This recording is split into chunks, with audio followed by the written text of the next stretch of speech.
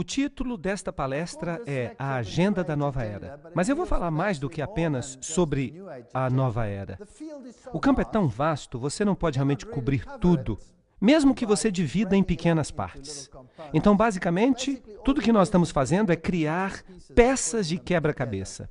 E nós estamos juntando essas peças para formar a figura inteira de um massacre contra Jesus, como o Salvador da nossa alma e também particularmente contra a divindade de Jesus Cristo. Bem, quem está por trás do movimento da nova era? De novo, é triste dizer, mas o mesmo poder parece estar em toda parte. Por trás dos bastidores, como uma teia de aranha, cobrindo todos os cantos. Nenhum outro homem recebeu mais crédito por começar o movimento da nova era do que Teilhard de Chardin. Agora, quem era Teilhard de Chardin? Bem, a essas alturas vocês podem tentar adivinhar. Ele era um sacerdote jesuíta. Teilhard sonhou com uma humanidade que se fundia com Deus, cada um de nós percebendo a sua própria bondade no que ele chamou de ponto ômega. Essa crença inspirou muitos dos líderes da nova era de hoje em dia. E eu vou fazer citação de todos eles. Toda declaração que eu fizer, eu vou provar com uma citação. Eu não vou dizer nada de mim mesmo. De fato, Chardin é muito citado pelos escritores ocultistas da nova era. Então percebam o movimento jesuíta de novo, trabalhando na surdina, por trás dos bastidores. O próprio Chardin escreveu: uma convergência geral das religiões em um Cristo universal satisfaria a todos. Vejam que interessante. Ele diz: para mim parece que a única conversão possível do mundo é a única forma na qual a religião do futuro pode ser concebida. Teilhard de Chardin, Cristianismo e Evolução, página 130. Então, de novo, se nós vamos ter um sistema com base em Lúcifer, e nós vimos que a organização jesuíta, usando a maçonaria, tem proclamado a divindade de Satanás, e tem renegado ou degradado a Jesus Cristo, então, de novo, eles estão tentando descobrir um Cristo universal que satisfaça a todos. Mas eles não querem de fato Jesus Cristo, porque isso seria um exclusivismo. Os segredos dos gnósticos e todos os escritos da nova era estão baseados no gnosticismo. Eles removem a Jesus como ponto focal e o substituem com Lúcifer, ou o substituem pelo homem como divindade final. Então nós tivemos os ebionitas, os marcionitas, os gnósticos, os tomazinos. Todos eles basicamente ensinavam que Jesus era apenas um homem mortal e que nós, em certo sentido, somos divinos e que a divindade de Cristo é somente reconhecida nos mesmos termos e que a divindade de Cristo significa simplesmente que ele é divino como nós somos divinos. Por trás dos bastidores, a Igreja Católica Romana está controlando o ocultismo em cada nível individual. Ela tem bispos especialistas. São bispos itinerantes que lidam com o mundo oculto. Houve um homem chamado Dom Bosco e ele teve uma visão. Ele era um católico visionário e ele teve uma visão em 1862, na qual ele dizia que ele viu o barco do Evangelho atracar entre dois pilares da fé. Em outras palavras, ele ancorou o barco do Evangelho entre os dois pilares da fé. E os dois pilares da fé eram, número um pilar maior, a Eucaristia, que significava que Jesus Cristo era sacrificado inúmeras vezes.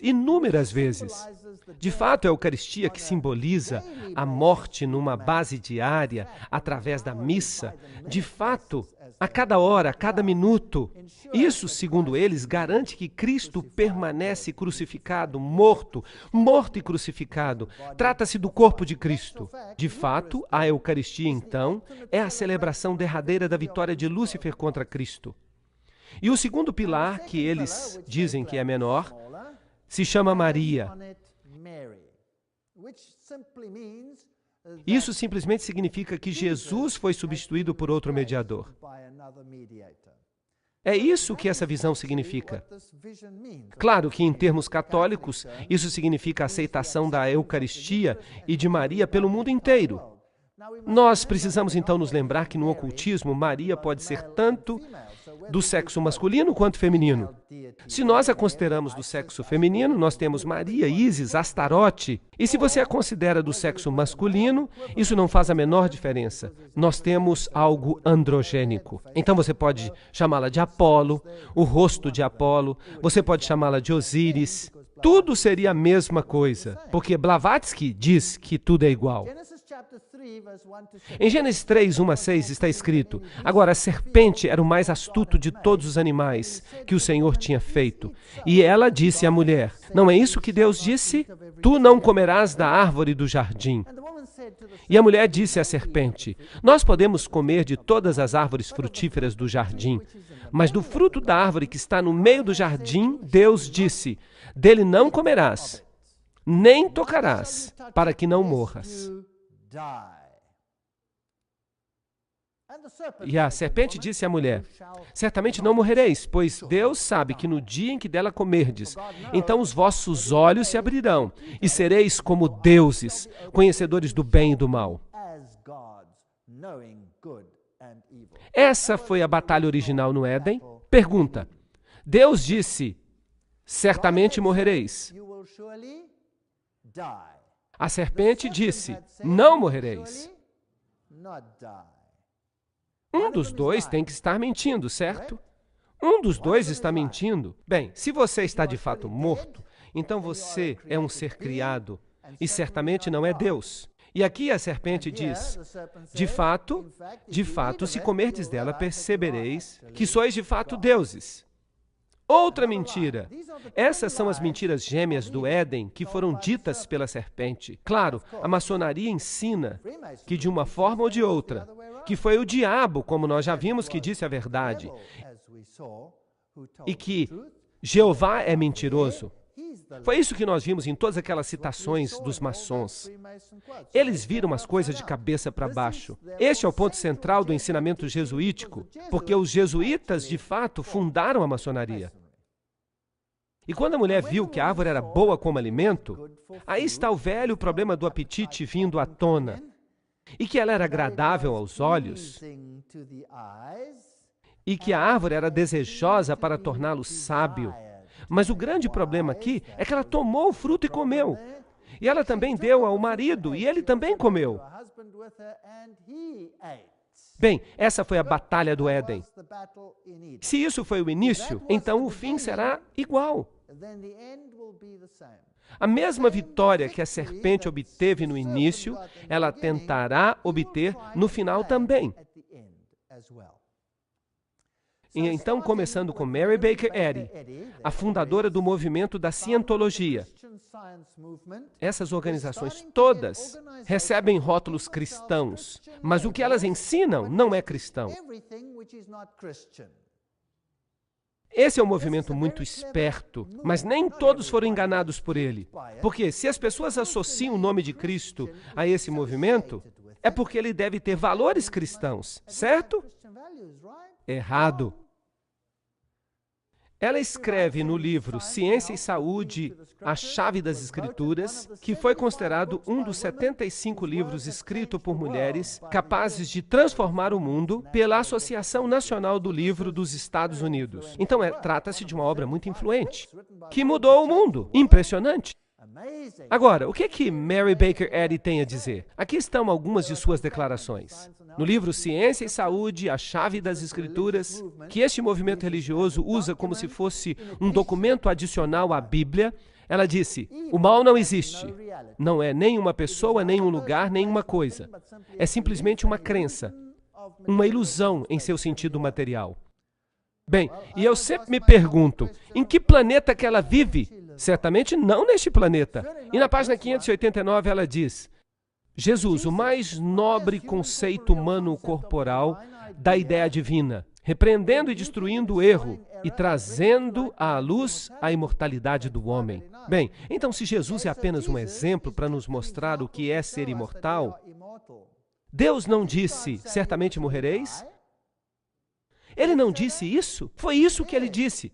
Mas ela fala, não, o homem é imortal. E ainda mais, ela diz, lembremos-nos sempre que o homem imortal e harmonioso há de existir para sempre. Página 302. A Bíblia diz que ele é um ser criado, mas ela diz, não, o homem é imortal, ele vai existir para sempre. E ela diz, a morte é uma ilusão. A vida dá vida na matéria. Qualquer evidência material da morte é falsa, pois ela contradiz o fato espiritual do ser. Página 585. Tá bom. Então não existe morte. Quem disse, certamente não morrereis? A serpente disse. A alma é o princípio divino do homem, nunca peca. Por isso, a alma é imortal. Ups! Essa é uma doutrina fascinante. Então, nós somos duas entidades. Uma casca que morre e uma alma que é imortal. E esse cerne interior nunca peca. Vocês sabem, este é um ensinamento gnóstico do qual os nicolaítas também gostavam. Mas a Bíblia diz que Deus odeia isso. Se este corpo é realmente uma casca, então o que você faz com ele não interessa. Você pode comer o que quiser, você pode se empanturrar, você pode fornicar, você pode fazer o que você quiser. Quem se importa? Você depois vai deixar cair essa casca e você vai ter imortalidade. Mas Deus diz, é dado ao homem morrer uma vez, e depois disso o juízo. Essa é uma história totalmente diferente. Então isso definitivamente não é bíblico. E parece muito com a linguagem da serpente. A escritora diz, o homem e a mulher, como coexistentes e eternos com Deus, para sempre refletem na sua igualdade glorificada o infinito Deus, que é pai e mãe. Esse é um Deus androgênico, que se parece muito mais com Lúcifer do que com Deus. Esse conceito de que Deus é pai e mãe não é bíblico. De outra forma, a oração seria, nosso pai e mãe que estás no céu, santificado seja o teu nome. Mas não está escrito isso, está? Não, está escrito, nosso pai que estás nos céus. Então esse movimento tenta se parecer cristão, mas há outro movimento que também tenta se parecer cristão. O movimento mórmon. Os mórmons se chamam a si mesmos de santos de Jesus Cristo dos últimos dias. Aqui temos o nome de Jesus Cristo sendo usado de novo. E toda a informação desta religião vem de um anjo chamado Moroni. Eu não quero nem fazer piadas com esse nome. E aqui está uma representação na qual ele está em pé em cima do globo, tocando a sua trombeta. Aqui temos uma típica igreja mórmon, sem janelas, como as lojas maçônicas, que também não têm janelas. E o fundador do movimento mórmon não é ninguém outro senão Joseph Smith. E Joseph Smith era um maçom de grau 33. E o que isso diz a você? Quem era o Deus dele? Se ele era um maçom de grau 33, então o Deus dele era Lúcifer. Agora, este aqui é o sucessor dele, ou o próximo profeta, como eles dizem. O líder mórmon Brigham Young, que sucedeu Joseph Smith, e ele também era um maçom de grau 33. Então vamos verificar isso. A Igreja de Jesus Cristo dos Santos dos Últimos Dias. Seu fundador, Joseph Smith, era um maçom de alto nível. Seu sucessor, Brigham Young, era também outro maçom. De acordo com o livro Roupa Negra, Brigham Young era um amigo íntimo de Peter D. Smith, um dos mais poderosos jesuítas americanos do século XIX. Assassinos do Vaticano, página 182. Eles estão por toda parte. Mas eles não se sentam na fila da frente. Eles gostam das últimas cadeiras, para que não sejam descobertos.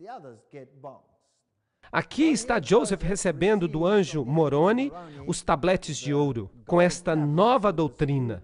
Bem, eu não vou ficar falando de mim mesmo.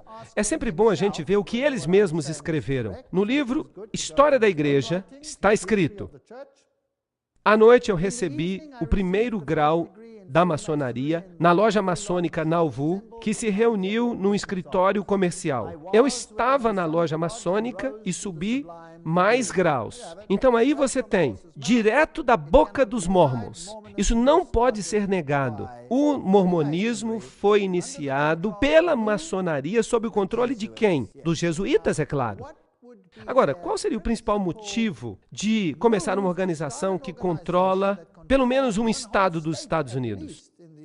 E que, junto com a maçonaria, controla todo o programa espacial?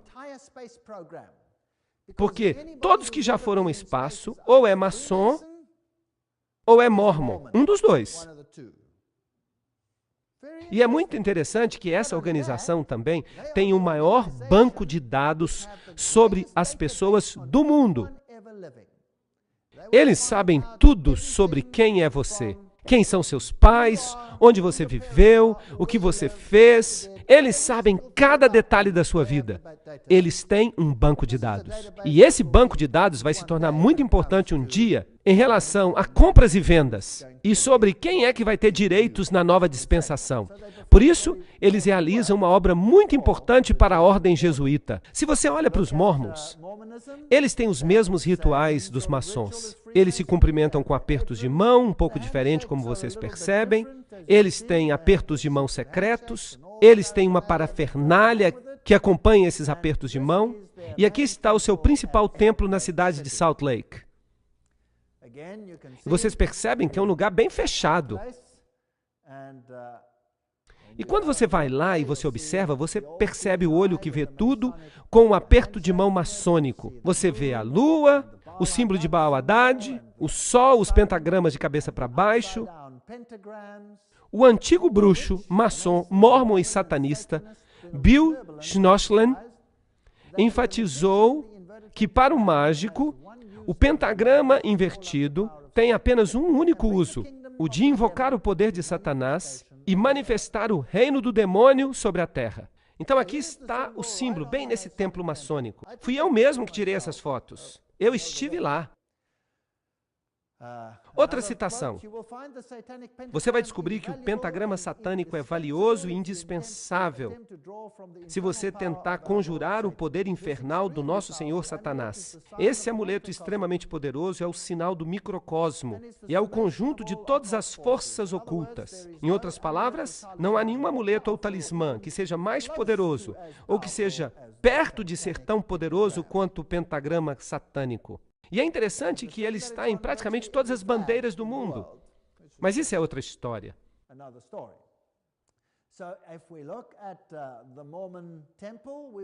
E nós vamos encontrar todos esses símbolos de cabeça para baixo no templo mormon. O olho que tudo vê aqui, os símbolos do sol ali, e tem círculos. Originalmente eles tinham até um ponto no meio, mas eles se tornaram um pouco mais clandestinos e eles removeram os pontos.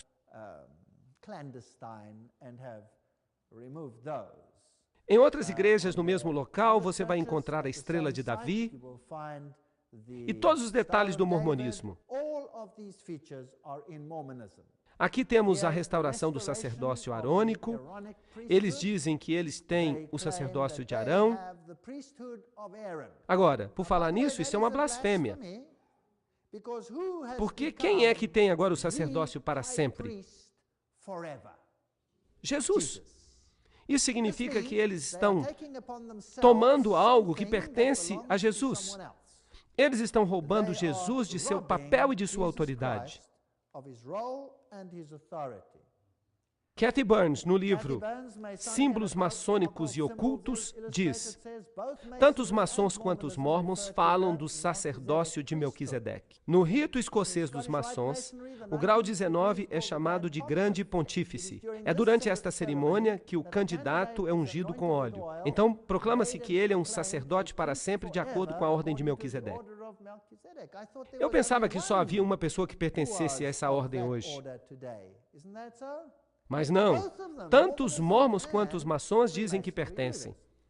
Hebreus 5, 5 e 9 nos diz, contudo, que Cristo não se glorificou a si mesmo para que fosse feito sacerdote, mas ele foi chamado de Deus, sumo sacerdote, de acordo com a ordem de Melquisedeque. Mas os ocultistas, os mormons, os maçons, eles se glorificam a si mesmos e eles tomam sobre si mesmos a honra do sacerdócio que foi dado a Cristo apenas. Então, quando eu dei o título a esta palestra de Massacre Total, você percebe que Todo mundo lá fora está tentando roubar Jesus de seu poder e de seu sacerdócio. Aqui está a sala do coral, lá no Tabernáculo dos Mórmons. Esta aqui é a sala do coral no Tabernáculo dos Mórmons. É aqui que o coral dos Mórmons canta. E canta muito bonito, não é verdade? É a música mais maravilhosa que você pode imaginar. Eles são famosos por causa dessa música. Mas o que você tem que entender é que, no satanismo, você pode chamá-lo também de Cristo. Porque Jesus significa Josué. E Josué significa Jeová Salvador. E Lúcifer se atribui o mesmo título. Então você pode cantar essas lindas músicas para outro espírito, dependendo de a quem você esteja obedecendo. E é claro, muitos desses pobres mormons não têm a menor ideia, porque no mormonismo também há graus. Você tem os iniciados embaixo, mas você também tem graus mais elevados. Então, os graus baixos não sabem nada. Por exemplo, essas freiras aqui que saem e ficam falando para as pessoas, dizendo coisas maravilhosas que elas leram, elas não percebem o que elas estão dizendo. E se você olhar para os prédios dos mormons, puxa vida, eles são impressionantes. O dinheiro não é um problema para eles. Mas e a doutrina mormon? Vamos dar uma olhada rapidamente na seção 27, Doutrinas e Concertos, no verso 11. Os mormons ensinam que Adão era Deus. No Jornal dos Discursos, volume 4, página 53, um escrito oficial da Igreja Mormon, está escrito que os pecados só podem ser expiados pelo sangue. E o que isso quer dizer? Isso não é bíblico. No livro de Mormon, Alma 7:10, diz que Jesus nasceu em Jerusalém. Isso não é bíblico. É um detalhe, mas é irritante. Jornal dos Discursos, volume 2, página 81 e 82. Cristo se casou com Maria, Marta e outros. Isso aí lhe dá uma ideia da razão por que eles podem ter mais de uma esposa, não é verdade? Eles negam a expiação, nós estamos passando pelo mesmo ritual de novo. Uma das doutrinas mais perniciosas defendidas pelo homem é a doutrina da justificação pela fé, que entrou no coração de milhões desde a Reforma. Foi o próprio Joseph Smith que escreveu isso, em A Restauração de Todas as Coisas, página 192. Isso não parece semelhante ao que Westcott e Hort disseram, sim ou não? Bem, este é um ensinamento maçônico, e a Igreja Mormon nada mais é do que uma fachada para a maçonaria, que se faz passar pela religião de Jesus Cristo. O livro de Mormon, em Nefi 2, 22 a 25, diz: Adão caiu para que os homens se levantassem, e os homens se levantaram para que pudessem ter gozo. Então, Adão caiu para que os homens tenham gozo? Isso é interessante. De fato, isso é parte de uma adoração oculta ao sexo. Eu não ia querer discutir o que acontece nos altos escalões, mas o ponto-chave, o que basta dizer é que se um mormon morre, ele tem um monte de virgens lá em cima para mantê-lo ocupado, do outro lado. E o Deus deles é casado com literalmente milhares e milhares e milhões de mulheres e milhões de espíritos femininos. E Deus não faz nada senão fornicar da manhã até a noite para produzir as almas que devem entrar nos homens, para criar os homens. Há uma doutrina realmente muito estranha nesses ensinamentos secretos. Sterling W. Seal, membro do primeiro Quórum dos 70, declarou no Jornal do Deserto de 31 de julho de 1965, página 7, em Cristo, Adão ainda é o cabeça. Adão caiu, mas caiu na direção certa. Ele caiu em direção ao alvo. Adão caiu, mas caiu para cima. E Jesus nos diz, subi para mais alto. Esta é uma linguagem que pertence tipicamente à serpente. Quando você cai, o que você consegue? Sabedoria, você se torna como Deus. Você sobe, você não desce. E Brigham Young diz, o diabo contou a verdade sobre a divindade.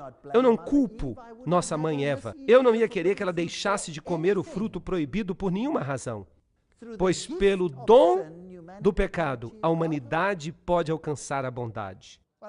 Bem, quem é que está falando aqui? É o diabo que está falando. Ou é Jesus Cristo? Isto está em sua doutrinas e concertos.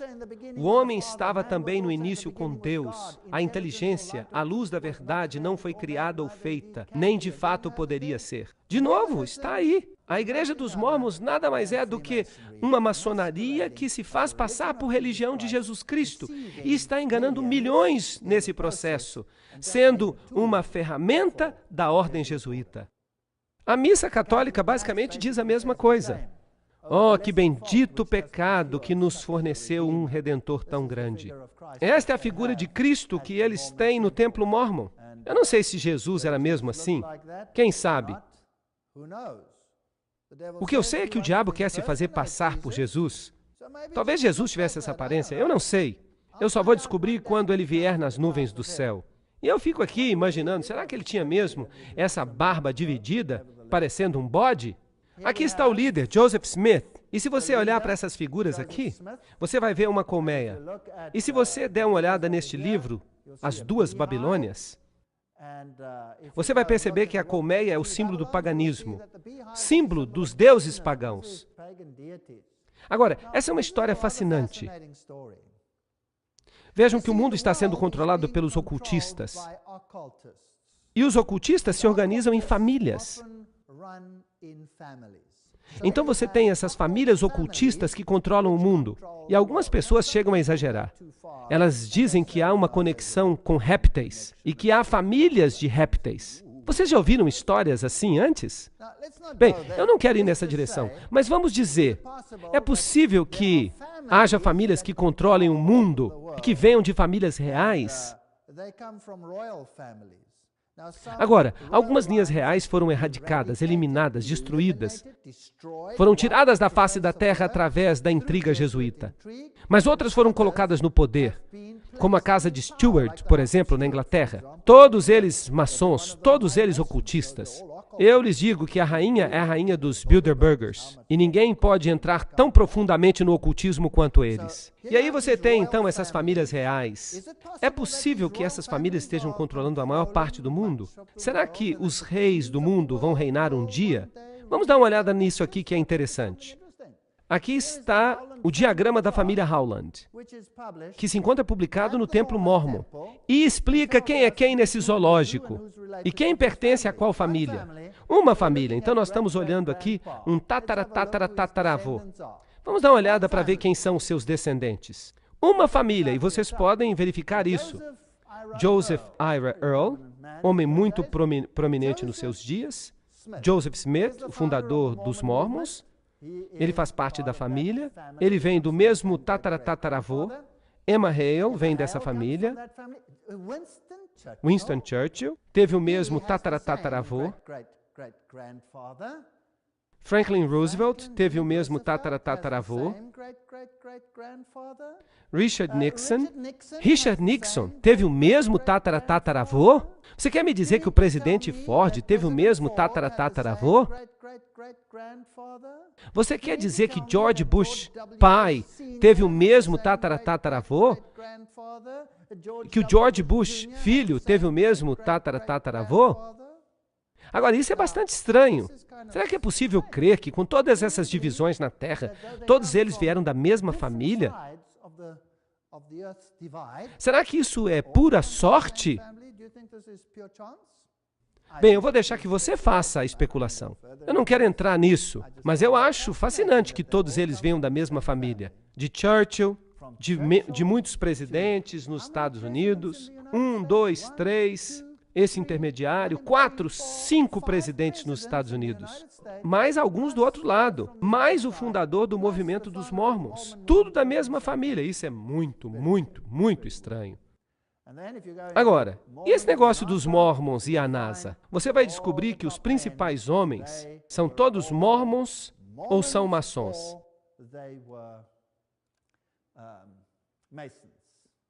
Se você entrar num templo maçom, você vai encontrar as fotografias dos presidentes.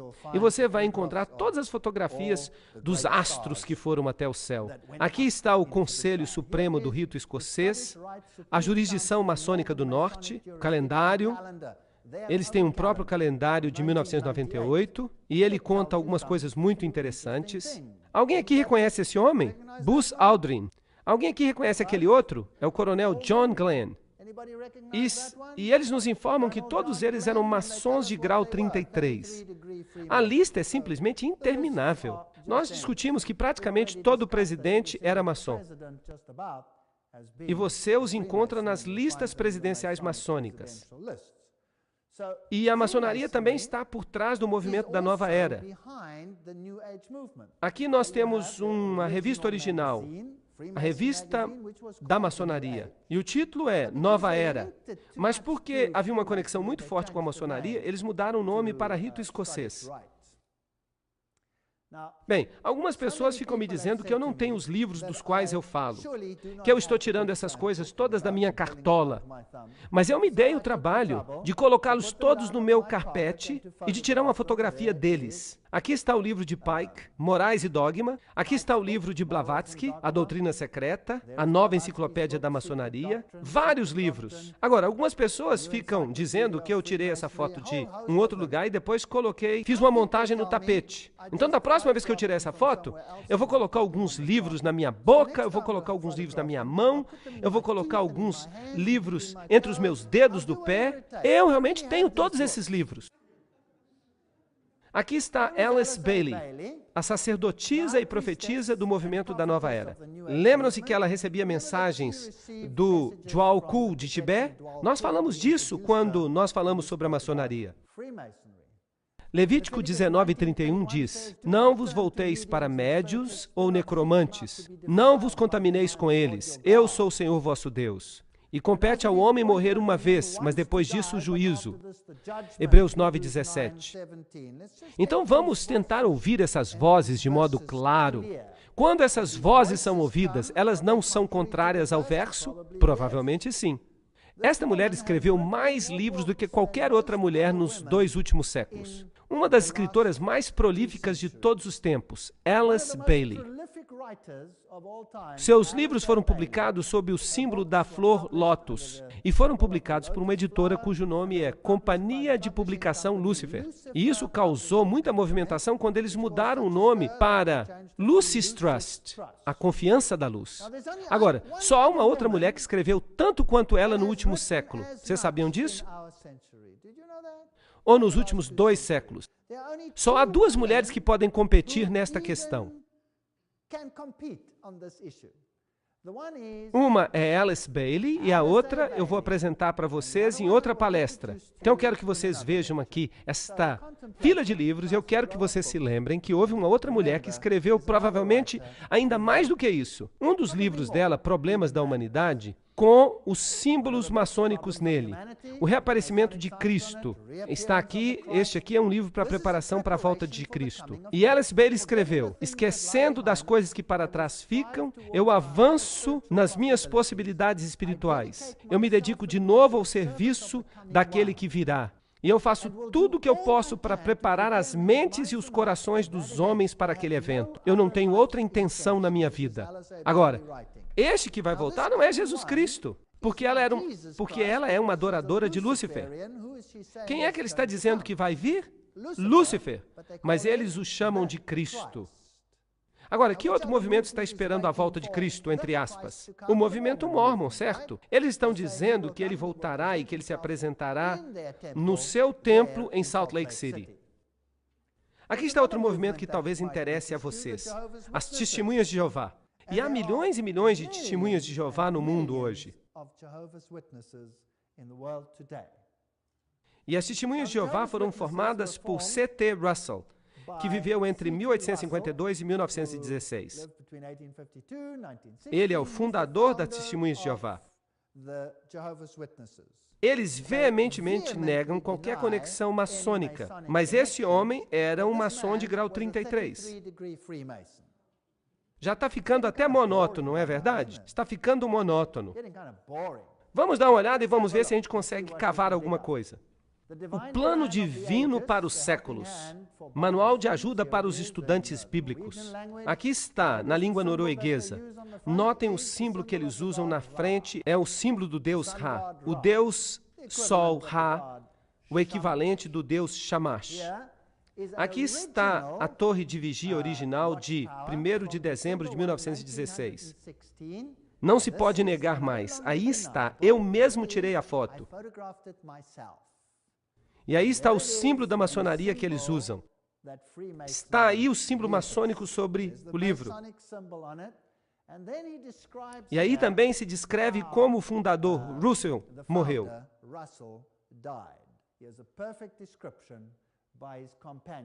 Foi então que ele se levantou mais uma vez e disse: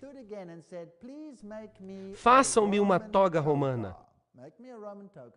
Ele estava morrendo e eles lhe fizeram uma toga romana de um lençol que ele colocou. Eu não compreendia o que ele quis dizer, mas a sua voz tinha se tornado tão fraca que ele tinha que repetir praticamente tudo. Querido irmão Russell, eu não quero pedir que você repita nada. Eu disse: irmão Russell, eu não compreendi o que você quis dizer. Eu vou mostrar para você. Então ele pegou o lençol e o colocou ao redor, ele o apertou ali. É assim que um maçom quer morrer, quando ele chega à beira da morte. Então todo ritual maçônico, o alto ritual maçônico da morte, é descrito aqui. Russell era um alto maçom, um maçom de grau 33, quer você queira ou não. Então esta é uma sociedade oculta que finge representar a Jeová, Yahvé. Se você olha para a sepultura, você vai ver que ela também tinha o símbolo maçônico. E essa coroa sobre ela. E as primeiras torres de vigia também usavam esse simbolismo. Aqui está, ali também. Você o vê nas primeiras torres de vigia. Mas você precisa de cópias antigas. Eu obtive essa daqui de um testemunho de Jeová, que deixou aquela igreja quando ficou velho. Então, se nós observarmos os ensinamentos dos testemunhos de Jeová, eles são a organização que mais fez predições de profecia do que quaisquer outras. Aqui está o diagrama dos séculos. Todas elas não deram em nada. Por exemplo, em 1874, eles disseram que Cristo estava voltando, e ele não veio. Em 1878, a ressurreição. Eles disseram que ia ocorrer, mas que era invisível. Em 1881, o fechamento da porta da graça para os gentios. Em 1914, o Armagedon não veio. Em 1914, Abraão, Isaque e Jacó seriam ressuscitados, mas eles não foram ressuscitados. Em 1918, as igrejas cristãs do mundo seriam destruídas. Isso não aconteceu. Em 1920, os países seriam destruídos, mas eles não desapareceram. Em 1925, seria o estabelecimento do reino. Bem, se isso aqui é o reino, eles podem ficar com ele. Depois de 1925, as pessoas seriam capazes de visitar Abraão, que estaria morando em Jerusalém. E aí, os seus entes queridos seriam ressuscitados. Nada disso aconteceu. Em 1956, a tradução da Bíblia Novo Mundo saiu, porque eles tinham acabado de desprezar a versão King James. Em 1975, seria o fim do mundo, mas não aconteceu. Nenhuma previsão. E sabem o que a Bíblia fala sobre um profeta, um verdadeiro profeta? É que se suas predições não acontecem, então ele não é um profeta verdadeiro. Fim dos tempos gentílicos, página 99. Com respeito aos tempos dos gentios, nós consideramos uma verdade estabelecida, que o final dos reinos do mundo e o pleno estabelecimento do reino de Deus será realizado no final do ano de 1914. Nada aconteceu. Um pouco antes do fim do ano de 1914, o último membro do corpo de Cristo será glorificado. Será que isso aconteceu? Claro que não. Do contrário, como é que as pessoas ainda poderiam se converter aos testemunhos de Jeová hoje em dia? Isso seria uma perda de tempo. Fim dos tempos gentílicos, página 77. Agora, uma das características das organizações ocultas é que elas fingem ser o que elas não são, usando coisas subliminares. Subliminar é aquilo que fica escondido numa figura, para que você não perceba que de fato é um demônio. Eles também usam isso em filmes. Eles usam até em músicas. Eles usam isso em tudo quanto é tipo de coisa. É um jeito oculto de fazer as coisas. E geralmente eles fazem isso de cabeça para baixo. fazem também muitas outras coisas. Então, se você observa as velhas torres de vigia, se você der uma olhada nelas, você descobre rostos de demônio, rituais maçônicos ocultos nas fotos. Então, por exemplo, este anjo na terra e no mar representando a Cristo, ele tem essas dobras em suas mãos. E se você olhar com cuidado, você vai ver que é o rosto de um demônio. Vejam que a ressurreição desse jovem é o mesmo aperto de mão que é usado para ressuscitar Irão Abif no ritual maçônico. É o que eles chamam de pegada do leão. Então isso é maçônico. Agora você também vai notar que esse dedo aqui também está um pouco deslocado na figura. Isso é uma coisa que é relativamente frequente. E se você olhar essa inocente figura da torre de vigia aqui, se você der uma olhada bem de perto, se você observar o nó da árvore, você percebe a cabeça do bode. Há chifres e olhos. Aqui está o crânio. Então você tem o símbolo do bode aqui. E se você observa esse homem deste lado, ele parece muito inocente. Mas se você o virar de cabeça para baixo e você olhar com cuidado, você percebe o rosto de um demônio no seu cabelo. Agora, talvez você pense que isso é só um acaso. Bem, vamos continuar. Aqui está o anjo de novo, com o mesmo dedo deslocado. As chaves usadas são as chaves romanas. E tem muitos S's na roupa, símbolos de Lúcifer. E esta figura aqui está tão cheia de símbolos maçônicos que simplesmente ela não é verdadeira. O anjo aqui tem inúmeros símbolos maçônicos nele. E tudo aqui que você tem é subliminar. Eu não sei se vocês estão percebendo o subliminar. Vocês conseguem perceber o subliminar no vestido da mulher? Vocês conseguem enxergar uma coisa aqui que não parece certa? Bem, vamos ampliar. Você tem que realmente olhar bem. Um subliminar não é uma coisa que você deve ver. E uma outra coisa a respeito dos subliminares é que alguns veem na mesma hora, mas outros não conseguem ver. Aqui está a face de um homem. Conseguem ver? Muito bem, alguns estão vendo claramente. Aqui está o nariz, aqui está o bigode, e esse cabelo aqui parece um pouco estranho. Agora, quem é esse? Será que esse aqui é um rosto qualquer ou é o rosto de alguém em particular? Eu vou colocar um outro rosto aqui do lado. Vocês reconhecem? Ali está a barba, o nariz, o cabelo. Esse indivíduo aqui não é o mesmo? É Zeus. Então eles colocam todos esses subliminares aí. E algumas pessoas conseguem ver. Quem consegue ver? Deixe-me ver. Ah, muitos estão vendo. Ok, ótimo. Mas outros não conseguem ver. Esta é a natureza do subliminar. Agora, se nós formos para outro, você observa aqui os triângulos maçônicos, você observa aqui os pentagramas, todos os tipos de coisas ocultas. E então eles usam sombras para fazer isso de modo bem esperto. Aqui está Jesus, supostamente, e eles dão a Jesus um olhar diferente. Para os testemunhas de Jeová, eles o colocam com cabelo curto. Ah, notem que este pé é um pé de bode como sombra. Então eles usam essas mensagens subliminares. Aqui de novo você olha as roupas e você pode ver um S nas dobras. Eles usam muitos símbolos. Aqui, esta religião, de novo, uma religião que começou com os maçons, porque a ideia é que quanto mais distrações você tiver, menos chances você tem de estudar tudo. Isso não faz sentido? E qual é o objetivo de todas essas religiões? Tirar a divindade de Jesus Cristo. Esse é o objetivo dessas religiões.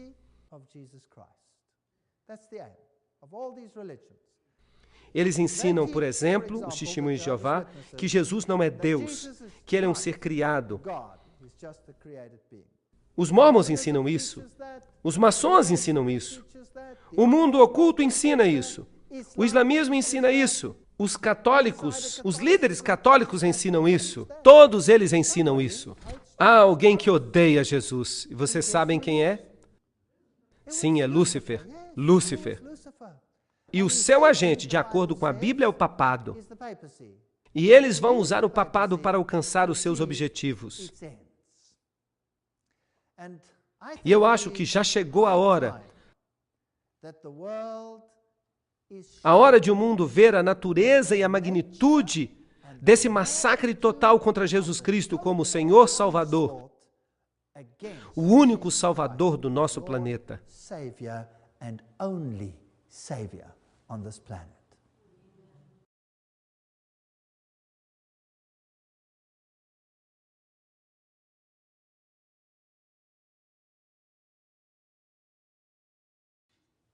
Nós vimos que parte da agenda da nova era é criar tantas organizações quantas forem possíveis, a fim de que neguem a divindade de Cristo. Agora, se você quer cobrir todas as bases, você também tem que alcançar essas pessoas que não vão facilmente para a igreja. Esta organização aqui é a organização Bahá'í, de Haifa, em Israel, em junho de 2003. Quase 500 mil de pessoas já visitaram os jardins que estão ao redor do santuário de Bab, no Monte Carmelo. É aqui que ele vive, ou onde ele é representado. É claro que ele não vive mais lá. Eles primeiramente abriram para o público em 4 de junho de 2001. No Carmelo, eles colocaram este templo. Agora, nesta representação do templo, você vai ver todos os símbolos de novo.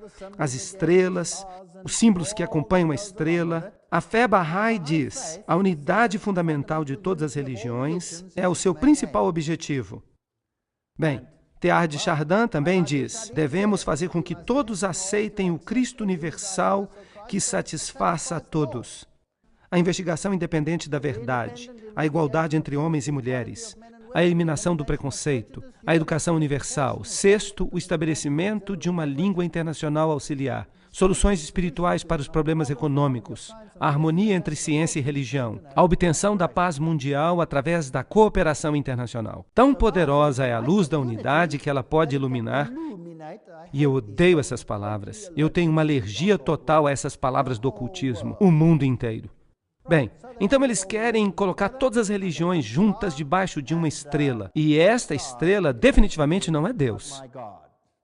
A aurora dourada em Israel. Aí você tem o símbolo da nova era. Parte da nova era tem que ver com revelações místicas. Os ensinamentos do Cristo, os 2 pilares de Jaquim e Boaz. Então vem o touro, Áries, o carneiro, Buda, Krishna, Sankarasharva, e temos a era de peixes, que nos trouxe Cristo. Então, eventualmente, nós vamos ter um Cristo universal. Esta é a teologia da nova era. E ela começa, é claro, com Jaquim e Boaz, que também são o cerne, a alma da maçonaria. De novo, a maçonaria está controlando todas essas coisas. No musical Hair, quando a Lua está na 7ª casa e Júpiter se alinha com Marte, então a paz guiará os planetas e o amor guiará as estrelas. Este será o despontar da era de Aquário. Harmonia e compreensão, simpatia e confiança. Não haverá mais falsidade ou divisões, uma vida de ouro, sonhos de visões, a revelação do cristal místico e a verdadeira libertação da mente. Aquário, a era de Aquário. Quem é mais velho aqui se lembra dessa música, não se lembra? Sim, que mentira. Tudo isso tem que ver com Lúcifer. É o advento da unidade sob os símbolos ocultos. Assim como a maçonaria faz a mesma coisa com os símbolos de Jaquim e Boaz. A Bíblia nunca fala de pilares nesse sentido. Aqui está a paciência dos santos. Aqui estão aqueles que guardam os mandamentos de Deus e a fé em Jesus. Apocalipse 14, 12. Esses são os pilares nos quais nós podemos depositar a nossa fé. Estes são os pilares verdadeiros. Então a nova era está cheia de amuletos e chaves cósmicas e poderes de pirâmides e astrologia e cura natural e mãos de luz. Tudo isso é muito esotérico. Isso até agrada a mente, como se fosse uma sabedoria antiga. Por falar nisso, temos o livro Manual de Enoque, Arquétipos sobre a Árvore da Vida. Esse Manual de Enoque é, claro, apócrifo, mas os católicos ensinam isso de forma muito aceitável. Temos o tarô, a mágica, olhos que tudo veem, pentagramas, bruxaria, magia branca e magia negra. Vocês sabiam que na Inglaterra as pessoas podem fazer faculdade de magia e o governo paga todas as despesas? Que legal, hein? Você pode se tornar um bruxo E você pode escolher se você quer ser especialista em magia negra ou em magia branca. Isso realmente não faz a menor diferença. Uma vez dentro desse círculo mágico, o bruxo diz as seguintes palavras: grandes mestres do universo, prontamente obedeçam à minha vontade. Eu os conjuro pelos grandes nomes cheios de poder, o nome dos Illuminati do firmamento. Assim se invoca Lúcifer. Apareçam para mim, que evoco a sagrada influência das principalidades e dos poderes. Eu pensei que nós estivéssemos em guerra contra eles, mas aqui eles os estão convidando. Venham em paz através do poder dos exaltados Illuminati. Sirvam-me e revelem todas as coisas a mim, da terra e do mar, do conhecimento e da sabedoria, do mal e do bem, da lei natural e da magia. Isso é magia, mas você percebe a linguagem do Éden aí? Não percebe? Sim, bem e mal e todas essas coisas. A Bíblia diz em Deuteronômio 18:10 que não seja encontrado entre vós qualquer um que faça passar o seu filho ou filha pelo fogo, ou que use a adivinhação, ou que observe os tempos, ou encantador, ou bruxo, ou aquele que consulte os espíritos familiares, ou mago, ou necromante. Pois todos os que fazem estas coisas são abominação ao Senhor. E por causa dessas abominações, o Senhor teu Deus os tira diante de ti. E, no entanto, hoje em dia, no mundo não se fala em outra coisa. No livro Vozes do Céu, Arquétipos do Zodíaco, nós encontramos alguns dos grandes canais modernos que se comunicam com os espíritos. O canal Virginia Essene, que diz que Jesus falou através dela, dizendo: a morte é uma criação da humanidade, não de Deus. Esta é a verdade plena. De novo, eles estão ensinando que não existe a morte. Aqui está outro livro da nova era, A Vida da Morte. Aqui está outro de Jean Curie, Você não pode morrer. E aqui está o símbolo do Shamath, você não pode morrer. Esta não é a linguagem que a serpente usou? Claro que esta é a linguagem da serpente. Em Eclesiastes 9, 5 a 6 está escrito: pois os vivos sabem que morrerão, mas os mortos não sabem coisa alguma, nem terão recompensa, pois a sua memória jaz no esquecimento. Também o seu amor e o seu ódio e a sua inveja, tudo pereceu. Eles não têm mais uma parte em qualquer coisa que é feita debaixo do sol. Eclesiastes 9, 6. Quando você está morto, a sua mente para. Mas não para estas pessoas aqui. Elas dizem que conversam com os mortos. Tarô vivo, espiritismo, alquimia pessoal. A rosa é o símbolo de Lúcifer. A magia antiga e a nova era, eles usam todos os mesmos símbolos. Eles usam pilares, a meia-lua com uma estrela, ou o sol. Isso é a mesma coisa que o nascimento do Deus Sol e a sua morte. E se vem sob a forma da hóstia, então nós temos a Eucaristia. Aqui colocaram uma face de Apolo em vez da face de Maria, mas é somente uma forma masculina, pois tudo é exatamente a mesma coisa. O sol, a lua, as estrelas, Ísis, Horus, a adoração de Sete. Outro canal é J.Z. Knight, de Nova York. Ela é provavelmente a médium mais famosa do mundo hoje. Ela conversa com um espírito chamado Ramta. E todas as estrelas de Hollywood são clientes dela. Aí está ela. Ela é uma mulher muito bonita. E por falar nisto, isso aqui é maçônico. Mas não se preocupem. Ali está o simbolismo dela. E você percebe que se trata de um triângulo. Ramta, cuja médium é J.Z. Knight, diz o seguinte: através da história, nós temos tentado muitas avenidas diferentes para lhes lembrar de sua grandeza, de seu poder e da eternidade de sua vida. Nós já fomos rei, conquistador, o Cristo crucificado, mestre, amigo, filósofo, qualquer coisa que pudesse canalizar o conhecimento. Às vezes nós interferimos em seus casos para impedir que vocês se aniquilem, para que a vida possa continuar a ser um playground para suas experiências e a sua evolução para a alegria.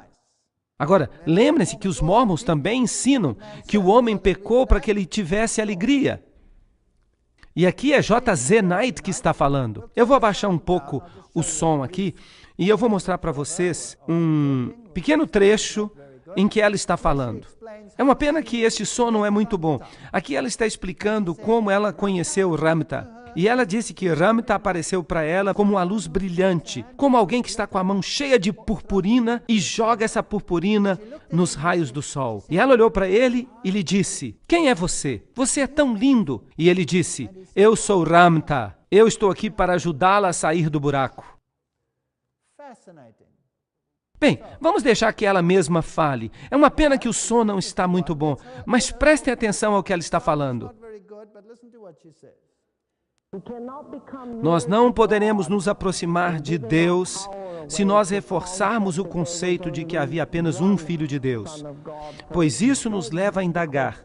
Então, quem somos nós? Percebem o que ela está dizendo? Que nós não podemos acreditar no conceito de que só há um Filho de Deus, porque isso nos leva a indagar quem somos nós. O que isso implica? Que nós somos Deus, certo? Que nós somos deuses, certo? Vamos perguntar para ela então o que é a verdadeira fé. Vamos deixar que ela mesma responda. Prestem atenção.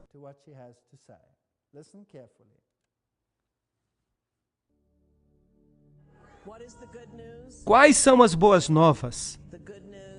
As boas novas não são nada além do que a igreja chama de blasfêmia, porque a única forma de explicar às pessoas comuns que elas são divinas é se elas são deuses. Mas, no entanto, as pessoas proíbem que esse ensinamento seja dado. Só há um lugar no qual Deus é explicado.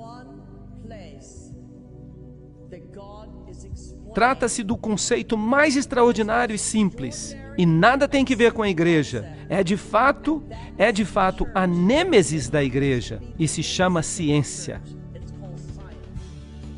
Bem, então aqui se toca uma música rock. Então, pergunto, será que eles não querem que você saiba isso? Que você é Deus? E que a igreja não quer que você saiba que você é Deus? Mas a nêmesis da igreja vai ser a ciência. Felizmente, se a ciência quer destruir a igreja, será que ela está fazendo um bom trabalho? O que nós temos de fato é falsa ciência. São ensinamentos impressionantes. Então, às vezes, você precisa de um pouco de ajuda para passar para o outro lado. Então, eles usam drogas. Eles usam o que eles chamam de bebidas espertas. Esta aqui é chamada de anjo caído. E eles dizem que você pode incrementar a sua vida espiritual se você usar êxtase. E se você está tomando êxtase, e se você beber essa bebida esperta, qualquer que seja ela, vocês conhecem essa marca Red Bull? Eles dizem que Red Bull lhe dá asas para voar. E todas essas bebidas com muita cafeína, elas têm o poder de desencadear em você uma viagem. Então, a nova era também ensina como você pode se tornar divino e como você pode controlar outras pessoas. No mundo dos negócios, você então tem um desempenho maravilhoso. Aqui está um jovem andando sobre brasas. E a Bíblia proíbe isso. Isso é feito no hinduísmo, que ensina que você pode se tornar divino e que você pode obter resultados através de uma atenção focada. Que você pode olhar para uma pessoa e simplesmente por olhar essa pessoa, você pode obrigá-la a fazer tudo o que você quer. Uma vez um jovem veio até mim e me disse: eu posso obrigar você a fazer tudo o que eu quero que você faça. E eu disse para ele: você não pode me obrigar a fazer nada que Deus não queira que eu faça. Aqui está o caso de Ellen Schumann. Ela começou a ouvir uma voz inaudível que lhe ditava mensagens. E isso continuou durante 7 anos. Ela escreveu um livro intitulado Curso em Milagres. Ela passou 3 meses meditando antes de começar a escrever. Então, ela escreveu o livro. Mas por que eu? Porque você deseja conhecer a verdadeira pessoa que eu sou. Você está disposta a me servir. E você me deu permissão para entrar na sua vida. E então as mensagens continuaram. E ela finalmente escreveu o que este Espírito disse que ela escrevesse. E Jesus Cristo, qual foi a primeira declaração que ela fez? Nós não precisamos de ajuda para entrar no céu, porque nós nunca saímos de lá.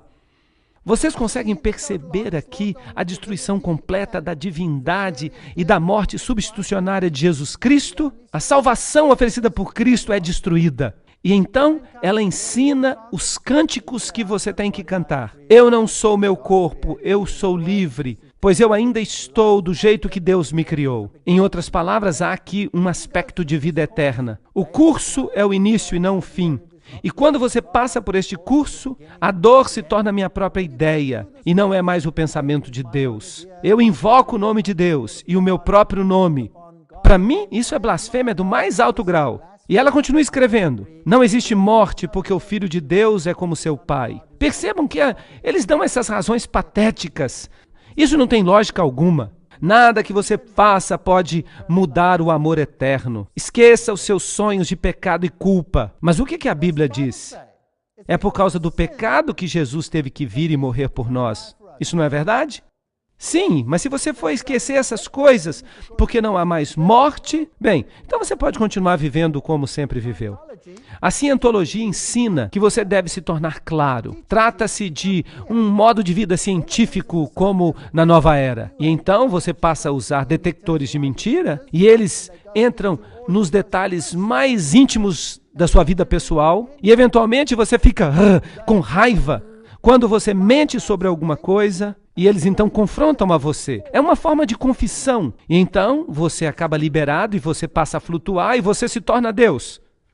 Está escrito no livro Mágica e a Mente Ocidental. O ponto central da religião do Novo Mundo é a aproximação com o divino. Se vocês se aproximarem dele, ele se aproximará de vocês. E existe uma hierarquia. A religião do Novo Mundo será a grande aproximação do divino que unificará todas as religiões. Então, se nós fizermos uma comparação das doutrinas da nova era com as doutrinas da Bíblia, nós descobriremos que, primeiro, a Bíblia diz, Jesus é o Filho de Deus. A nova era diz, Jesus é um dos mestres.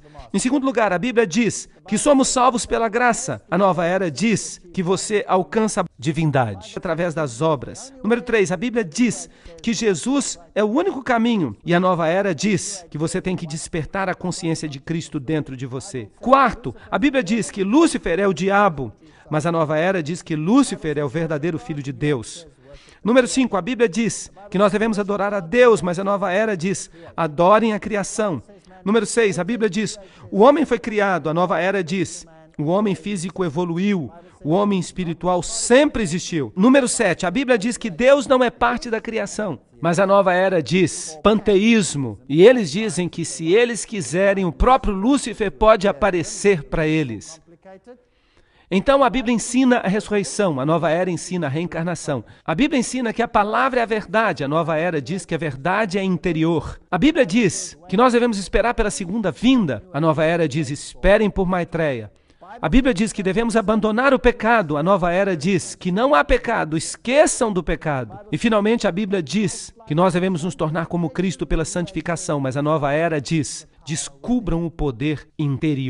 E a Madre Teresa, que foi uma grande adepta da nova era, diz o seguinte, eu espero que eu esteja me convertendo, mas eu não estou me referindo ao que você pensa. Se, ao nos depararmos face a face com Deus e o aceitarmos em nossas vidas, então nós estamos nos convertendo. Nós nos tornamos um melhor hindu, um melhor muçulmano, um melhor católico, um melhor o que quer que seja que sejamos. Que abordagem eu deveria usar? Para mim, naturalmente, seria uma aproximação católica. Para você, seria uma aproximação hindu. Para outra pessoa, uma aproximação budista, de acordo com a consciência de cada um. O que Deus é em sua mente, é isso que você precisa aceitar. Será que essa doutrina é bíblica? Não!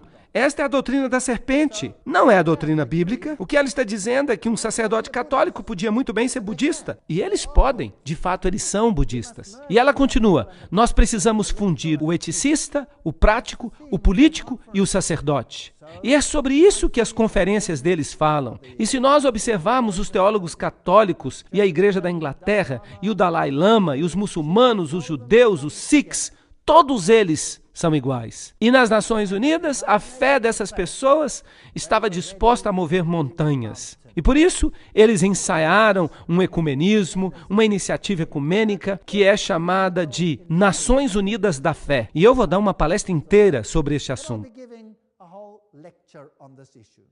O budismo também ensina que a divindade é uma coisa interna, que uma pessoa pode se tornar divina. O budismo também ensina a reencarnação. De fato, o budismo é apenas uma seita do hinduísmo. Aqui está o Dalai Lama, o atual Lama, claro. Quando ele morrer um dia, eles vão precisar de um sucessor, certo? E eles não podem esperar que o lama se reencarne num bebê e esperem que ele cresça. Eles precisam de um líder imediatamente. Então eles dizem que o próximo Dalai Lama já está encarnado. Ali está. Aquele ali é o próximo Dalai Lama. Então o pobre espírito do Dalai Lama deve ficar pulando entre um e outro. Que ensinamento ridículo. E as pessoas creem nisso? E é claro, ele é tratado como se ele fosse Deus e rei. Esta aqui vem da revista Time. O Dalai Lama, no seu exílio no Tibete, Deus e rei. Assim como o Papa é Deus e rei. Mas aqui quem é que manda em quem? Quem manda é o Papa, porque o Dalai Lama se prostra diante dele. Mas vocês percebem que Vaticano e budismo são tudo a mesma coisa. Fala-se de um caminho para o nirvana, do esvaziamento do eu, até que nada reste em você. Prometem um paraíso, uma luz que vem do Oriente, e de repente o mundo está inundado com esses deuses pequenos. Aqui está um deles, Rushir Avatar Adida Samraj. Ele também é considerado Deus. Aqui está ele, um que tem um monte de mulheres flutuando ao redor. E aqui está ele, fotografado em 1993. Aqui ele entra numa sala, todos se prostram, de repente a porta de entrada se abriu e o ser mais brilhante que eu já vi entrou. Este é aquele, em letra maiúscula, por quem eu estava esperando. O que esse trecho está dizendo? Está dizendo que não é suficiente buscar a realização como um alívio para o sofrimento. A realização tem que ver com o avatar da luz, o caminho de Adidan. Nada tem que ver com o alívio do sofrimento. Tem que ver com felicidade, tem que ver com o amor. Tudo sob a condição de buscarem refúgio em mim. Todos devem se apaixonar por mim. Eu não quero me apaixonar com esse carinha gordinho aí, não. Alguém aqui quer? Mas vamos ter cuidado, não vamos ser preconceituosos, porque tem muita gente por aí que acredita que ele é Deus mesmo. Esta aqui é Amrita Amanda Mai. Ama é seu apelido. Agora, vocês acham que essas pessoas que estão aqui são gente pequena, simplesmente fazendo um passeio? Claro que não. Esses aqui são dignitários das Nações Unidas. Aqui está ela recebendo a recompensa por uma iniciativa pela paz global empreendida por mulheres religiosas e líderes espirituais em Genebra. E ela é uma das porta-vozes das Nações Unidas. Mas ela também é adorada. Ela é uma deusa. Você pode adorá-la e está tudo bem. Aqui está o discurso de ama nas Nações Unidas. Esta é a única verdade que brilha na criação. Rios e montanhas, plantas e animais, sol, lua e estrelas, você e eu. O que é tudo isso? Como é que nós podemos chamar isso? Panteísmo. E ela continua. Todas são expressões de uma única realidade. É a assimilação desta verdade em nossa vida e a aquisição de uma compreensão mais profunda que vão nos ajudar a descobrir a beleza inerente nesta diversidade. Quando nós trabalhamos juntos como uma família global, não simplesmente enfatizando uma raça, uma religião ou uma nação, a paz e a felicidade vão prevalecer de novo. Blá, blá, blá, blá, blá, blá, blá, blá. Lágrimas, divisão e conflito desaparecerão. Tudo isso parece tão bom. É isso que o mundo quer ouvir, mas não é bíblico, certamente não é. Este aqui era o avatar Meher Baba. Vocês perceberam uma coisa em comum nesses nomes? Baba, Baba, Baba, Baba. O que Baba significa? Vocês se lembram? Portão, portão, Babel, a porta para El. Nós temos aqui a fabricação de Babilônia. O Dalai Lama como homem divino. Este homem aqui é o fundador do movimento Hare Krishna. E ele se intitula Sua Graça Divina. Não é legal? Eu sempre tenho dificuldade para pronunciar o seu nome. A.C. Bhaktivedanta Swami Prabhupada. Que seja. E aí estão alguns dos seus templos. Você pode entrar aí. E ele se senta num altar em todos os templos do mundo. E aí estão esses pobres jovens Hare Krishna, que andam por aí com a cabeça raspada e com sua música e suas flores. Eles adoram este pequeno homem Deus aí. E em todas as suas pinturas, sempre há 12 ao redor de um. 12 ao redor de um. Aqui você tem 12 virgens vestais ao redor de um. Satanás quer copiar a Jesus em tudo, não quer? Jesus tinha 12 discípulos ao redor de um. Havia 12 tribos de Israel ao redor de Jeová. Satanás é um plagiador do original.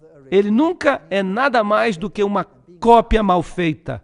E se você quer se tornar Hare Krishna, você tem que ser pobre. A menos que você seja George Harrison ou um dos Beatles. Aí, então, você pode continuar sendo rico. Eles precisam do seu dinheiro. Bem, aqui estava o original Sai Baba, mas ele morreu. Mas, fiquem frios, ele reencarnou. Ele está de volta. Aí está Swami Dhirendra. Todos os presidentes, todos altos oficiais da Índia, eles e Indira Gandhi, este aqui era o guru pessoal dela. Ele era uma espécie de Deus que ajudava na malhação. E aqui está a sua santidade, Maharishi Mahesh Yogi. E o que sua santidade tem para dizer é tão profano que eu vou adiar até uma palestra posterior. Ele só fala de assassinato. E o serviço social exige que se observe o Dia das Nações Unidas. Mas a fé Bahá'í tem o maior número de representantes nas Nações Unidas. 800 membros que se dedicam de tempo integral. Esta é a maior representação de todas as igrejas do mundo. Mas quem controla esses representantes por trás dos bastidores, isso é outra história. Bem, aqui está o fundador. Eu acho muito interessante que a fé Bahá'í tenha sido fundada em 1844. Vocês percebem como esta data continua sempre aparecendo? É uma data tão fascinante. E este aqui é o Baha'u'lláh, que faz uma ligação entre a fé Bahá'í, fundada por Bab, que significa portão. E aí você percebe todos os portões que levam ao céu. E aí está o filho dele. E felizmente este daqui é a reencarnação de Bab, do original Sai Baba. O nome dele é Sri Satya Sai Baba Ashram Puttaparthi. E ele se chama a si mesmo de Deus Todo-Poderoso. Este aqui realmente me irrita. Eu tenho que me controlar para não falar dele. E aqui ele aparece com a sua pequena flor. E aqui ele está num carro de ouro. E aqui está o seu santuário, onde ele tenta reunir todas as principais religiões. E tanta coisa tem se falado sobre este homem. É simplesmente nojento. Eu não quero nem falar sobre isso. Mas ele diz que é Deus. E no mundo inteiro as pessoas o adoram. Aqui tem um camarada alemão se ajoelhando na frente dele. Ou sentado de frente a um templo de Sai Baba. Sabem, às vezes eu fico imaginando, o que aconteceu com a minha nação? Eu gostaria de pegar essas pessoas e dar uma sacudida nelas. Será que vocês esqueceram da reforma? Daquilo pelo qual as pessoas estavam dispostas a morrer? Será que vocês se esqueceram que é Jesus Cristo que é o centro da nossa religião? E não uma outra pessoa que se parece com, eu não sei, talvez um esfregão estático ou alguma coisa? E eles adoram isso? Isso não é uma loucura? Bem, quem controla essas religiões? Vejam aqui o jesuíta Swamis. Eu quero dizer que quem controla tudo isso são os jesuítas. Aqui nós temos os jesuítas adotando a roupa, a dieta e os costumes dessas pessoas. E esses Swamis, eles são jesuítas. Porque na religião jesuíta você pode se tornar todas as coisas para todos os homens. E você então controla tudo por trás dos bastidores. Este aqui morreu recentemente. Seu nome era Bhagwan Sri Rajneesh Osho. Aí está ele, um homem divino, e as pessoas o adoravam. Ele tinha 50 Rolls Royce, e as multidões o admiravam. Escutem agora o que eles estão dizendo sobre essa pessoa.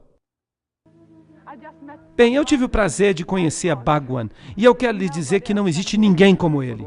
Bhagwan é o meu mestre, eu o amo. Eu estou apaixonado por ele, isso é tudo que eu tenho a dizer. Ele andava de Rolls Royce 2 ou 3 vezes por dia e era adorado, literalmente adorado por milhares de seguidores ocidentais. É tão triste ver a sua devoção para um mero ser humano que se considera Deus e sua submissão ao seu governo espiritual. Por isso eles usam a foto dele ao redor do pescoço continuamente. E eles são obrigados a usar sempre vermelho. E são obrigados a mudar o seu nome para nomes hindus.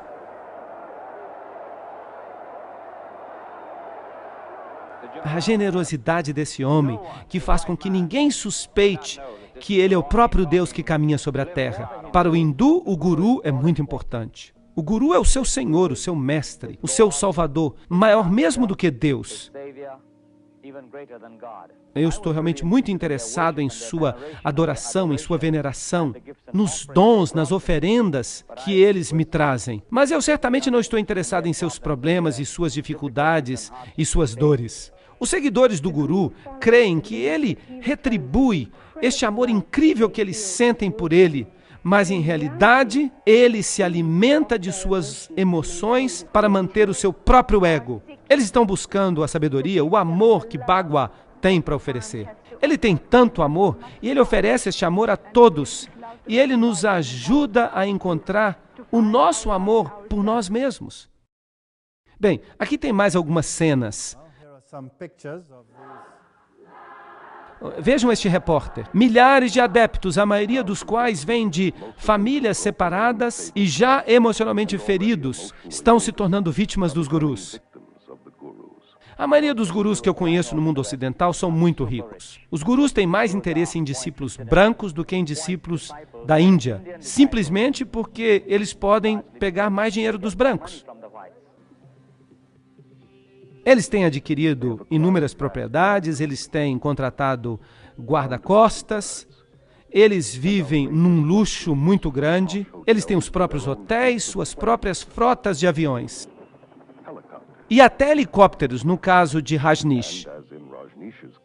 Bem, eu não posso garantir que vocês entenderam isso, mas vocês percebem a magnitude como as pessoas podem adorar gente assim.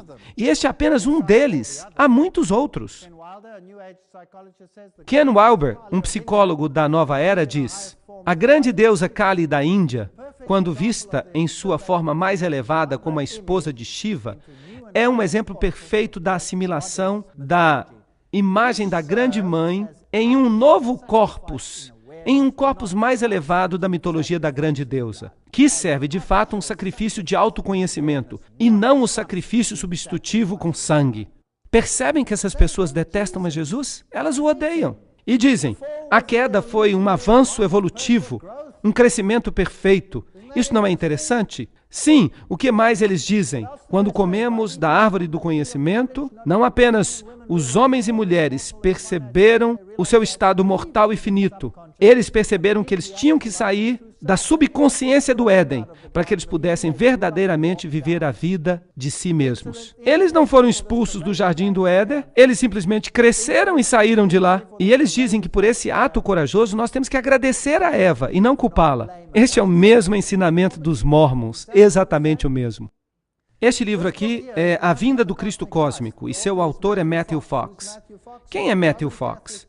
Um sacerdote católico que se tornou sacerdote episcopal. Porque dá para mudar de um para o outro. É tudo a mesma coisa. Este livro fala do sagrado e de nossa resposta para ele. Reverência. O que é sagrado? Tudo é sagrado. A criação é sagrada. As estrelas, as galáxias, as baleias, o solo. E o que é isso? Isso é panteísmo. O que mais ele diz? Que criatura há de negar que é um diamante mortal, uma bênção original, uma imagem do divino? É minha experiência que somente a espécie humana ousa negar a sua divindade, ousa negar o Cristo cósmico.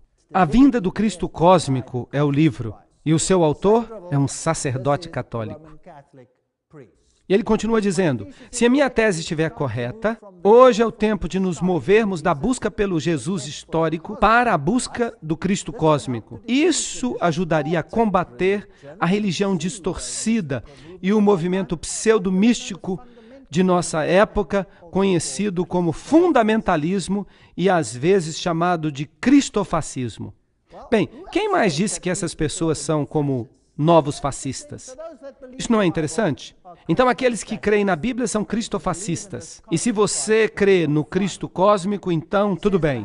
E ele continua, talvez precisemos de um novo concílio ecumênico. Este deveria ser profundamente ecumênico e reuniria toda a sabedoria das religiões mundiais. Agora, não pensem que Matthew Fox é um peixe pequeno. Ele é um dos principais pensadores desse movimento. E o que esse Cristo cósmico faz? O que ele fará? Ele vai nos mudar, ele vai mudar os nossos costumes? Ele vai nos levar a uma sexualidade mais profunda? Percebem? Isso é interessante. E o que mais ele fará? A Eucaristia. Essa será a promessa do eros maternal nele. O que ele está querendo é trazer de volta o velho culto sexual a Ísis, e isso é nojento. Um dos principais aspectos do movimento da nova era é preparar o mundo para a vinda do Cristo cósmico, o reaparecimento do Cristo. E então, a mente precisa estar afinada com o ocultismo. É aí que Harry Potter e todos os outros entram. Os Sinais de Mão de Mary Grant-Pré. Ela é a artista que faz a pintura das cenas dos filmes, que pintou o palco, que pintou o cenário para o filme da Formiga e para outros filmes. J.K. Rowling é a autora. J.K. Rowling é a autora. Vocês sabiam que os nomes usados aí são de fato nomes de demônios? São nomes verdadeiros. E que ela usa mensagens subliminares de contaminação, de mistura de palavras. Por exemplo, um dos seus personagens é chamado de Blavatsky, em vez de Blavatsky. Então isto é ocultismo no seu nível mais elevado. E as pessoas ficam dizendo que esses filmes são bons, que não tem nada de satânico neles. Um dos principais apoiadores dos livros de Harry Potter no cristianismo hoje, e isso aqui é uma citação da revista do Billy Graham. E eles dizem, Harry e seus amigos desenvolvem coragem, lealdade e uma disposição para se sacrificar uns pelos outros. Não são más lições em um mundo tão egoísta, mas eles têm o símbolo de Zeus neles.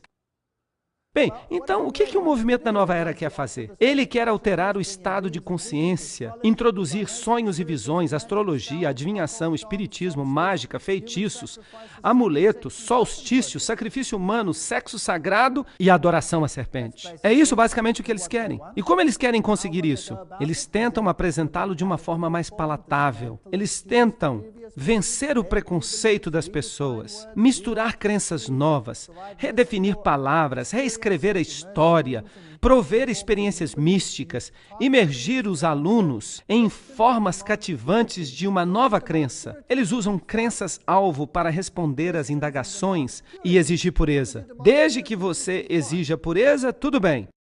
Os iniciados, esta aqui é supostamente a aparência que eles têm. O mestre Moroil, o mestre Venécio, os 9 grandes mestres que vêm de novo, o mestre Hilário, o mestre São Paulo, tudo reencarnação. Serapis, que significa serafim, forma angélica, Mahashohan, e o mestre Jesus, que, é claro, foi superado pelo Cristo. Patético. Todos os outros mestres são mestres em seu próprio direito, mas quando chega em Jesus, ele é superado.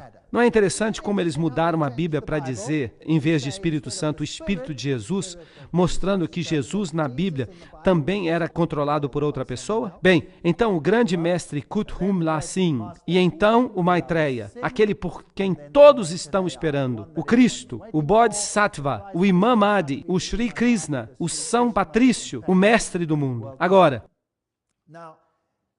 seu agente ou médium no mundo de hoje é Benjamin Creme. E Benjamin Creme é um artista britânico, um antigo estudante de filosofia esotérica, e ele se tornou a principal fonte de informação sobre a vinda do Maitreya. Nascido em Glasgow em 1922, começou a estudar arte muito cedo, e ele se tornou um ótimo pintor no estilo modernista. A sua página na internet é muito interessante. O nome dela é Share International, e é claro que ela tem muitos links com o quê? Com sites católicos. E para mim, esse aqui é um outro jesuíta. Benjamin Creme, o reaparecimento do Cristo e os mestres da sabedoria. Em 1982, a sua organização Tara Century pagou páginas inteiras de anúncio nos principais jornais do mundo, declarando que o Cristo já voltou. E ele diz, as igrejas cristãs revitalizadas, bem como as lojas maçônicas, serão usadas com o propósito de iniciar as massas que vivem neste planeta. Vocês percebem, então, que as igrejas vão cooperar. Ele escreve, partilhem com seus irmãos esta experiência jubilosa e falem a eles que Maitreya, seu amigo, seu irmão, seu mestre, voltou. Vamos ver esse pequeno vídeo aqui e observar o que ele tem a dizer. Boa noite, meus queridos amigos. Estejam prontos para me ver em breve, para seguir os meus pensamentos. A minha vinda se aproxima.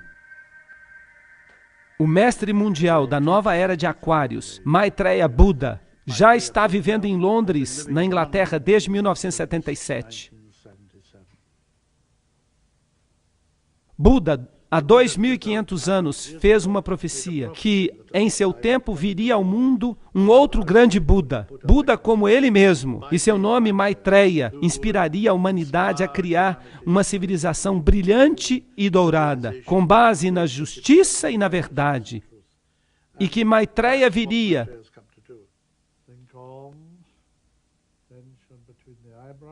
Ele é agora membro da comunidade asiática de Londres. Ele vive lá como um homem comum, embora aqueles que estão ao seu redor saibam que ele é um homem excepcional. Tudo que eu escuto, ele escuta. E ele pode dar ensinamentos através de mim. Ele pode inspirar, ele pode curar. Então ele tem um veículo, como uma janela para o mundo através da qual ele pode observar. Ele me disse para pegar um gravador, e eu fiz isso, um gravador portátil, e ele começou a ditar, e eu repetia isso no microfone. E uma noite, 3 meses depois do nosso primeiro contato, eu ouvi a voz de Maitreya. Ele não falou muito. O que ele disse foi simples. Ele falou, eu mesmo vou voltar. Será o passo evolutivo mais extraordinário que a humanidade dará. Nós podemos ou aceitar este princípio ou destruí-lo. As tensões inerentes na discrepância dos padrões de vida entre o mundo desenvolvido e o terceiro mundo é tal que contém as sementes de uma terceira guerra mundial, que seria uma guerra nuclear que destruiria toda a vida, tanto humana quanto subhumana. Mas ele pôde fazer a escolha, ele pôde convidá-lo. E agora nós o convidamos para que ele venha às emissoras de rádio e televisão do mundo. E o dia dessa declaração será o mais extraordinário. A humanidade verá sua face nas telas de televisão. Mas ele não vai falar nada. E os seus pensamentos e as suas ideias entrarão telepaticamente nas mentes de toda a humanidade. Ele estabelecerá um contato mental telepático com toda a humanidade simultaneamente.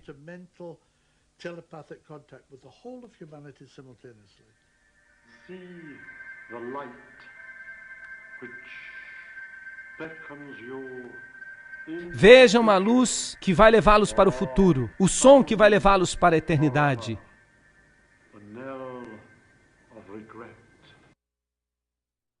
Você não odeia esse tipo de voz? See the light that beckons you into the future, or forever sound the knell of regret. Isso é patético, não é? Ele vai aparecer para todos nas telas da televisão, vai se comunicar telepaticamente com todos, e todos vão perceber que eles têm que ir e ficar ao seu lado. E o princípio da partilha, da redistribuição, da riqueza será aceito. Todas essas coisas das quais nós temos falado. Isso não é nada mais do que doutrina católica sendo ensinada pela nova era. O reaparecimento dos mestres da sabedoria, a missão de Maitreya e todas essas coisas. Em 1977 lhe perguntaram, você tem alguma coisa a dizer sobre o Papa de Roma? E ele disse, o Mestre Jesus assumirá o trono de São Pedro em Roma.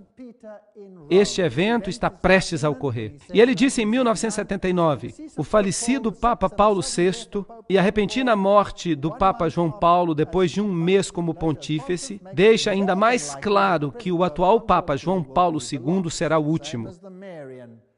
E então, na mensagem 53, ele diz, a lei de Deus, eu sou.